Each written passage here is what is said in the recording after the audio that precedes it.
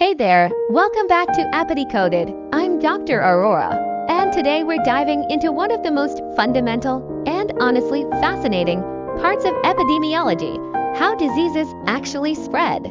You've probably heard phrases like it's going around or there's something in the air, right?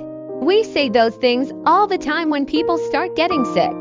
But behind those casual phrases is a world of science and some very specific ways diseases move from one person to another. See, diseases don't just appear out of thin air. There's always a path, the chain of events that leads from one host to the next. In epidemiology, we call this the chain of infection. It's kind of like a domino setup. And if you understand how the dominoes are lined up, you can figure out how to stop them from falling.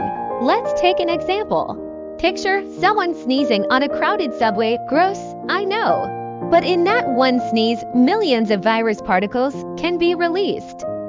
Some end up in the air, some land on metal poles, some settle onto someone's sleeve. Then someone else touches the pole, rubs their eyes or nose, and boom, the virus has a new host. That's disease transmission in action. And that story I just told, that's an example of direct transmission, person to person, often through contact, coughing, sneezing, kissing, things like that. But disease isn't always that straightforward. Sometimes it takes an indirect route, through water, food, surfaces, or even insects. These are called indirect modes of transmission, and they can be surprisingly sneaky. One of the best historical examples comes from a man named Jon Snow. No, not the Game of Thrones guy, the real Jon Snow, the 19th century British physician. During a deadly cholera outbreak in London, most people believed the disease was spreading through the air. They called it miasma, bad smells, but Snow had a different theory. He mapped out where people were getting sick, and he noticed something interesting. Nearly all the cases were clustered around a single public water pump on Broad Street. So he convinced the city to remove the pump handle. Just like that, the cases dropped dramatically. People stopped getting sick. That was one of the earliest and most famous wins for modern epidemiology.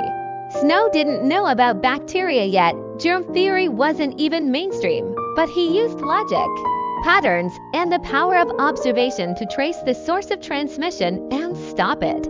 Fast forward to today, and we're dealing with diseases that spread in many of the same ways, just with different names and more technology. COVID-19, for example, spreads primarily through respiratory droplets.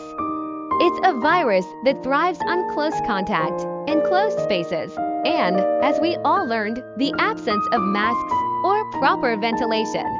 But then there's malaria, a disease transmitted not by people,